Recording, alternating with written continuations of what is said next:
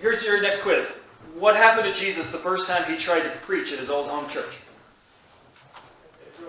They threw him out, tried to throw him off a cliff even. And what happened to Jesus when he would go to the big temple and he would try to preach there? What did the cops do to him? Didn't go well. No, they arrested him.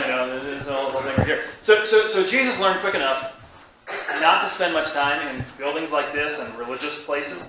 Instead, Jesus went to bars to hang out with drunks, and he went to the streets to hang out with homeless, and he found sick people and messy people and women who were accused of all sorts of things. And he hung out with all kinds of people who were too much of this and not enough of this, and they just didn't fit in. They were just messy. And whereas the world would judge them over and over, and it would judge him for hanging out with them, he welcomed the least of these. That was his whole thing. He welcomed people, made relationships with them because they were the ones who most needed community. That makes sense? Why he did that?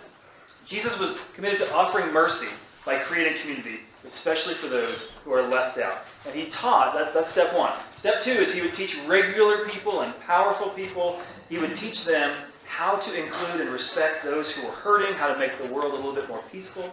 He would talk to the poor and the rich and try to teach them how to live their life deeper, with more spirit in it, with every aspect of their life. And by so doing, he worked in all things to heal the world. 1, 2, 3, 4. That's our new worship service, worship series. Brewing community, equality and justice, everything is spiritual, and repairing the world. It is a total accident that the first letter of all those themes spells the word beer. Total accident. Didn't mean that at all.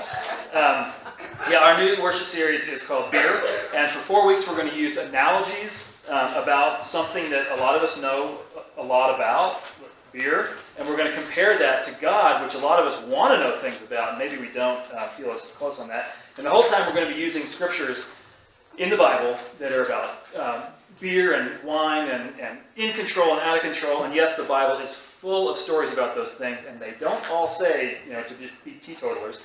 So just a COA message. Through all of that, we are not promoting alcoholism, of course. I wish that was self-evident, but I just have to say that. And of course, I know there's a lot of people in this community, in this church, and in this whole town who struggle with addictions of all sorts. So I know that even mentioning beer could be a trigger for some people. I know a lot of times people come and talk to me afterwards about Jesus' ideas or my words. And by all means, I invite you to come talk to me afterwards if I don't hit the nail right on the head. Silent protests after sermons that turn into grudges don't do anything good for us or for this church.